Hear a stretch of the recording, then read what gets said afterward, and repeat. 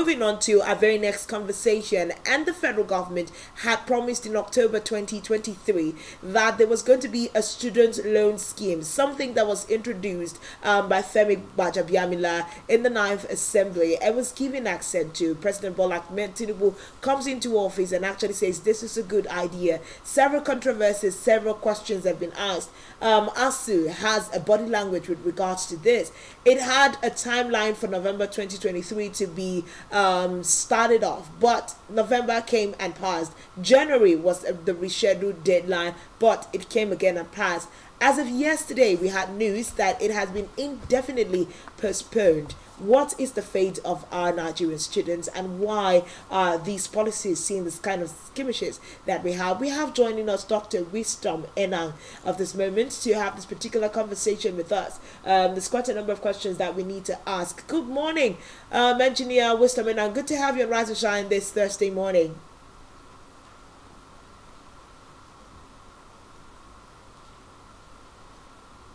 Good morning. For inviting me today. Good morning. Good morning, Doctor. Good to have you joined us. Let's get right on it. We had to come back to you because you sounded very positive the last time we had conversations about some of the policies of this administration, and we understand those sentiments. But let's look at this particular policy of the President Ahmed Bola Tinubu's administration. It's been suspended multiple times. The date lines for the implementation shifted multiple times, and eventually we're saying it is being suspended indefinitely. What's your take on this, sir? I think the biggest problem was the implementation of it. And the second thing is the feasibility, how the repayment of the loans are going to happen. So, you know, I was worried, and everybody was worried. We're thinking, why can't it be grants? Why can't it be given as stipends? I mean, why loans? Because a lot of Nigerians, so let's look at the landscape of the Nigerian, youth. They finish school, they struggle to get jobs here, so how are they going to pay back in 2 years? The second thing is, everyone is Japa oriented. So the truth is, where they're going to enter into the wind. Where will you get them? Our banking system isn't as developed to track some of these people 2 years on. So, you know, it became a point of worries as to the implementation, both from an affordability standpoint, but the implementation based on, okay, even if they can afford it, how do you get this money back? Because in the UK, let me give you context. In the UK, for example, the conditions within which you get student loan is actually makes it that over 40% of people do not pay back that loans. And I'll give you a context. It says you must get a job. The job must be at a certain salary level. So what happens if I get a job and it's not at that salary level? So how do you intend to absorb that sort of deficit from an economic standpoint? So there was a lot of, I think this was one of those political moves, but really had a lot of fragmentations when it comes to the issue of the actual nitty-gritty of implementation. Okay. Nitty-gritty of implementation. Now, it's such a pity. We would say that this is going to greatly affect the psychology of the students, because a lot of them that have had to drop out of school as a result of lack of funds, we're hoping that this student loan scheme, although has been berated by ASU and several other factors, just like, you know, some of the factors that you've numbered. Now, what do you think is going to be the fate of the students who will no longer be able to, you know, have hope to get back to school using the student loan scheme? Indefinitely means that we may not be hearing anything about the scheme till the end of 2024. I mean, I think, the truth is, either way, whether you stop it or the student loan went, it was going to affect either way. Some of those students, frankly, haven't seen a student loan. They don't know what they're walking into. That's the truth of the matter.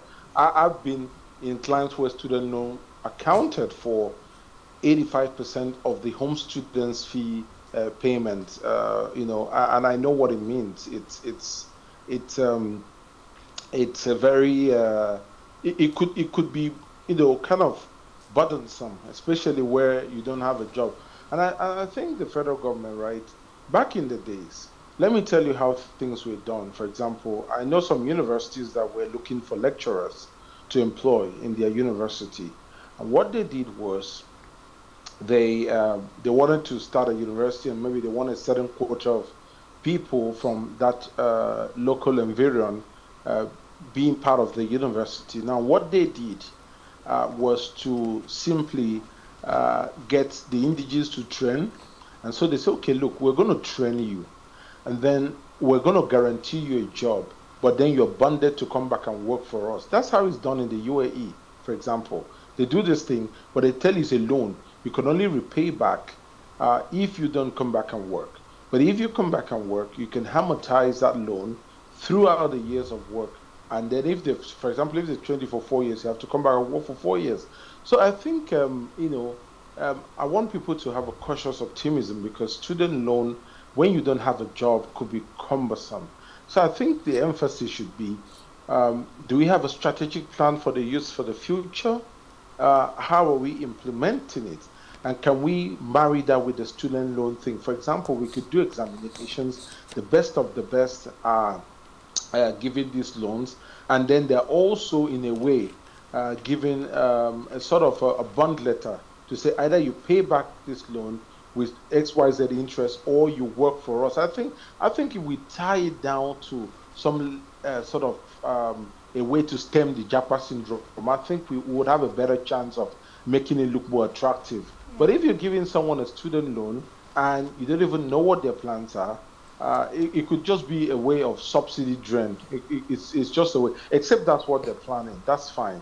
But I don't see the sustainability without running the model that Arabic Emirates are running, which is they give you that loan, but they tie you to a certain labor agreement. That way, it's a way of training and retaining their very best in the country. Okay, Doctor, let me take you mind back to some of the conversations that Nigerians have, raised as far as the NYSC is concerned, and the fact that the scheme has outlived its usefulness. Would you propose, the model you're bringing, rather than subscribe to forcing the generality of Nigerian graduates to go serve when the situation is not, suitable for them? Would you propose a situation where we have this loan scheme given to students, and then those who come under this loan scheme now have the mandatory 1 year or 2 years to serve the federal government under this scheme or a similar scheme before now having the freedom to go in the event that there is no other alternative for them to be able to pay back? A match. Now let's be very careful. The reason I say so is there have been significant benefits for people who have gone on to serve. I've seen people that have gone on to serve. That has changed their fortune. They found jobs that they wouldn't have found. I, for one, I think service was a blessing to me. The reason was this: before service, the sort of things I liked a quiet, reserved life. And I remember my mom telling me, look, get out there, push yourself out of your comfort zones. You've got a lot to offer. And that was one thing that my service here did offer to me. So, I mean, there are a number of benefits economically for people going out to serve. It's all about the mindset, really. And I found people that have even gone to serve and they've seen a lot of, they've built their entire lives in those regions that they went to serve. So, yes, we can make it complementary and say, look, for those that are getting this loan, these are the provisions. I don't know exactly what would work, because remember, you put out one initiative and then you have some labor reaction saying, no, that's not right, whether it be from ASU, whether it be from the labor union. So it's not something I can sit here to say this is what will work. You will need to bring people to the table. You need to talk to a lot of stakeholders and see exactly what works for them and what they're willing to consent to. So I think, in a nutshell, yes, there's a number of ways we can tie those loans to national service. National service, whether it be working for the country, national service, whether it be service. I mean, there's a number of ways, and I think that's a productive way. And that's a way to really ration this thing, because people would naturally just say no. I'll give you context. When I was looking for a scholarship for my PhD program, I was approached by, well, I actually indicated interest in the then Akwa State University, and I said I wanted to apply. But when they gave me they told me we would apply and would go through the process. But if you're successful, would tie you down for I think 4 years because it's a 4 years training, meaning you have to come and be a lecturer. That did not sit well with my personal plans at that particular point in time. And so I declined the position. I said I wasn't interested. I was going to pull together resources, however I can, to go through my PhD program. So I think when you put that to national service, a lot of people will say, well, I'm interested, I'm not interested. One thing you should find, though, is this. Um, that in itself will cut down a lot of interest because do you know the many Nigerians, and I tell you what, I did a social experiment. There are a lot of Nigerians who, under the president Muhammadu Buhari's, there was a scheme that he was giving out. They were giving out money to different people. I think on a monthly basis. I've forgotten the name of the scheme. But what will shock you was this: we're complaining on one hand that President Buhari printed a lot of money for the Trader Money Initiative and for that particular initiative. However, do you know that there were people that were actually working? They had a salary of over 100,000, and they managed to subscribe and get this money that I think was 30,000 at the time. Yeah. That President, Buhari was giving out to different people. There was a name they call it, but it's escaped my mind now. But the point I'm trying to make is this, right? And I asked one of them, I said, what are you doing? You've got a job. He said, well, it's free money. But today we're complaining about inflation. Did we know where they minted that money and gave to us? So my point is, one way to contain the explosiveness and the cash liability of such schemes is to tie it to a performance bond, whereby people know that there's something at the tail end, and a lot of deterrence will apply. People will just say, well, I think I can pay my fees, I don't want it anymore. Okay. But when you leave it free for all, it will be there'll be an outcry of everybody wanting it and everybody needing part of it, and I don't think it's something we can sustain long term. Okay. Thank you so much. Really wise words there by Dr. Wisdom Enang this morning. I mean, wise words by Dr. Wisdom. If you want a scheme to be very successful, tie it to a performance bond. And I like the example that he gave of the government of the UAE and how these kinds of schemes work. Thank you very much, Dr. Wisdom Enang, for coming on the show this morning and answering these very big questions. It's quite an elephant in the room of Nigeria and education and students at the moment. Thank you very much for coming on the show.